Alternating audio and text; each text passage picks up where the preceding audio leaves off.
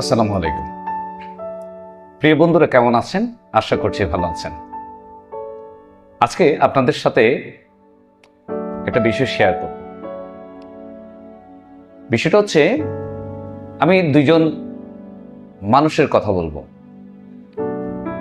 যে দুইজন মানুষ আপনার আমার জীবনে সেরা কাজটা করে গেছেন, যারা না চাইলে আপনি আমি এই পৃথিবীতে এই আসতে পারতাম না, এই পৃথিবীর আলোটা আমরা চোখে দেখতাম না। নিশ্চয়ই এর মধ্যে বুঝে গেছেন কাদের কথা বলছি। তারা হচ্ছেন আমাদের বাবা মা। আমাদের বাবা মা যখন আমাদেরকে আমাদের কথা চিন্তা করেন, পৃথিবীতে তাদের সন্তান আসবেন, এই কথাগুলো চিন্তা করেন, তখন আসলে তাদের ফিলিংসটা কেমন হয় সেটা বোঝার জন্য আমাদেরকে পার্সোনালি বাবা মা হতে হয়।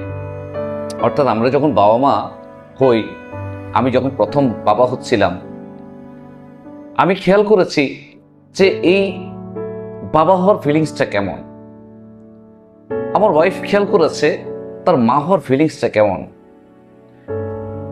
আমরা যেটা চেষ্টা করি সাধ্যমতো আমাদের সন্তানদেরকে হ্যাপি রাখার জন্য, তাদের সকল চাহিদা পূরণ করার জন্য, আমরা এমন কিছু চাহিদার কথাও চিন্তা করি, এমন কিছু চাহিদাও তাদের পূরণ করি যে চাহিদা আমার ছিল, আমার লাইফে আমি পাইনি, কিন্তু তাদের সেই চাহিদাগুলো আমরা পূরণ করি, তাদেরকে দিয়ে আমরা নিজেরা সুখ অনুভব করি। একটা বিষয়টা যদি আমরা উল্টোভাবে চিন্তা করি, আমি যখন সন্তান, একইভাবে আমার বাবা মাও সেইভাবে আমার সুখের জন্য, আমাকে খুশি করার জন্য তাদের সর্বোচ্চটা চেষ্টা করেছেন।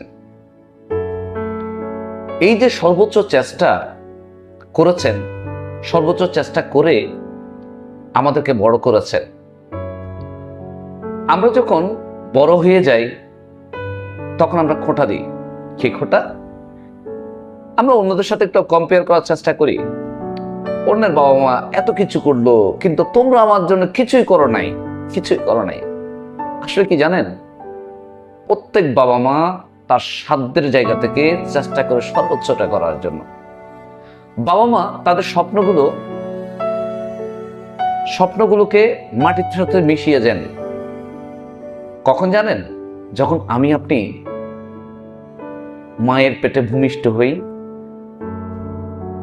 আমাদের যখন আমরা পৃথিবীতে আসব, এই সংবাদটা যখন বাবার কানে যায়, এই বিষয়টা যখন মা বুঝতে পারে, তখন তাদের সকল স্বপ্নগুলোকে তারা মাটি চাপা দিয়ে আমাদের স্বপ্ন পূরণ করার জন্য উঠে পড়ে লেগে যান। কিন্তু দেখেন, এই বাবা মা তাদের সর্বোচ্চটা দিল, দেওয়ার পরে একটা সময় আসে যখন ওই বাবা মাগুলো একা হয়ে যায়, তারা নিঃস্ব হয়ে যান, তারা টেনশনে পড়ে যান, তাদের জীবনের কোনো নিরাপত্তা নেই, তারা আগামী দিনগুলো কেমন যাবে সেটা জানে না। এই যে অবস্থার সৃষ্টি হয়, কেন হয় জানেন? কারণ এটার জন্য আমি আপনি দায়ী। আমরা তাদেরকে বোঝা করে ফেলি, আমরা তাদেরকে বোঝা বানিয়ে ফেলি। আমরা নিজেদের সন্তান নিয়ে স্বপ্ন দেখি, নিজেদের সন্তানকে এটা করব সেটা করব, এদেরকে এই খাওয়াবো সেই খাওয়াবো, নিজেদের সন্তান নিয়ে চিন্তা করি। তখন ওই বাবা মা গুলো ফেলনা হয়ে যায়। বাবা মা গুলোকে আর করতে ইচ্ছে করে না, তাদের সেবা যত্ন করতে ইচ্ছে করে না, তাদেরকে আমরা ব্যস্ততা দেখাচ্ছি, তাদের ওষুধপত্র যে কিনতে হয়, তাদের ওই ওষুধপত্রের খরচটাও আমাদের কাছে বোঝা মনে হয়। কারণ তখন আমরা চিন্তা করি, এই টাকা দিয়ে আমার সন্তানকে এটা করব, এই টাকা দিয়ে আমার পরিবারকে। হয় বাবা মা তাদের সকল স্বপ্নকে ধূলিসাৎ করে আপনাকে মানুষ করেছেন। দেখেন, তিনারা চাইলে একটা বয়সের জন্য, বৃদ্ধ বয়সের জন্য নিজের জন্য কিছু সঞ্চয় করে রাখতে পারতেন। কিন্তু আপনার আমার স্বপ্ন পূরণ করার জন্য তিনারা নিজের শুধুমাত্র ব্লাডটুকু বিক্রি করা বাকি থাকেন, বাকি সব করে ফেলেন। ওই মানুষগুলো একটা নির্দিষ্ট স্টেজে এসে কনফিউশনে পড়ে যান, কষ্টে পড়ে যান, হেলাছেলা, ঘৃণার পাত্র, সংসারে বোঝা। কেন রে ভাই? বাবা মা যতদিন আছেন ততদিন আপনি হচ্ছেন সবচেয়ে সৌভাগ্যবান। কেন জানেন? কারণ পৃথিবীতে আপনি 1000 কোটি টাকা ব্যয় করেও বাবা মার দোয়া নিতে পারবেন না। এই দোয়া বাবা মা থাকা অবস্থায় নিতে হয়।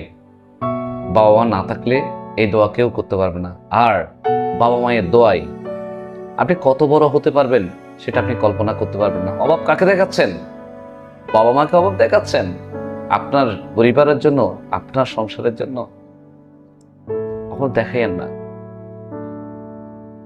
আমরা বিয়ে শাদী করার পর আমরা স্ত্রীদের কথাগুলো হয়তো অনেক সময় স্ত্রীদের কথা শুনে বাবা মাকে ফেলনা মনে করি, বাবা মাকে বোঝা মনে করছি। ভাই, স্ত্রীর দায়িত্ব আপনার অবশ্যই আছে, সন্তান দায়িত্ব অবশ্যই আছে, কিন্তু বাবা মার দায়িত্ব আপনার। এই দায়িত্ব সবার আগে পালন করতে হবে। আপনার সন্তানকে আপনি দিচ্ছেন, ঠিক ওইভাবে আপনার বাবা মাকেও আপনাকে দিতে হবে। যদি না দেন, আপনি হচ্ছেন সবচেয়ে কুলাঙ্গার সন্তান। এবং আপনি কি মনে করছেন বাবা মাকে কষ্ট দিয়ে আপনি অনেক বড় হবেন? হ্যাঁ, হতে পারবেন, কিন্তু আপনি পরকাল হারাচ্ছেন। দুনিয়াবি লোভে মত্ত হয়ে বাবা মাকে কষ্ট দিয়ে আপনি টাকার পাহাড় বানাচ্ছেন। ভাই, এই টাকার পাহাড়ের মূল্য কোথায়? যেখানে আপনার বাবা মা দুমুঠো ভাত, একটা সুন্দর জীবন যাপন, একটু সেবা আপনার কাছ থেকে পাচ্ছেন। কি হবে এই টাকা পয়সা দিয়ে? দেখবেন এই টাকা দিয়ে কোনো সময় আপনার ছেলে বলে মদ গাঁজা খাবে, হিরোইন খাবে, আপনার এই সম্পদ ধ্বংস হবে। আর আজকে যেটা আপনি করছেন সেটাও ঠিক রিপিটলি আপনার সন্তান করবে। সুতরাং আপনি শুধরে যান, ভবিষ্যৎ আপনার সুন্দর।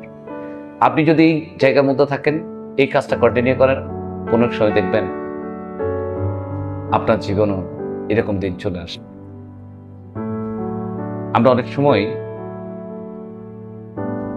দেখি বাবা মাকে সেবা করেছে, বাবা মা দোয়া করেছে, একেবারে ক্ষুদ্র জায়গাতে কোনো উপর উঠে যাচ্ছে তারা। ভাই, বাবা মায়ের দোয়ার উপর আর কিছু নাই। ঘুমের মধ্যে যদি থেকে থাকেন, শুধরে যান, এখনো সময় আছে। বাবা মা থাকতে থাকতে শুধরে যান। হয়তো দেখবেন আল্লাহ আপনাকে আপনার দিকে ফিরে তাকাবে। ফিরে আসুন। লোভে মত্ত হয়ে যাইয়েন না, বউ বাচ্চাকে নিয়ে পাগল হয়ে যাইয়েন না। আল্লাহ সবার জন্য রিজিকের ব্যবস্থা করে রেখেছেন। এত বেশি পাগল হওয়ার দরকার নেই।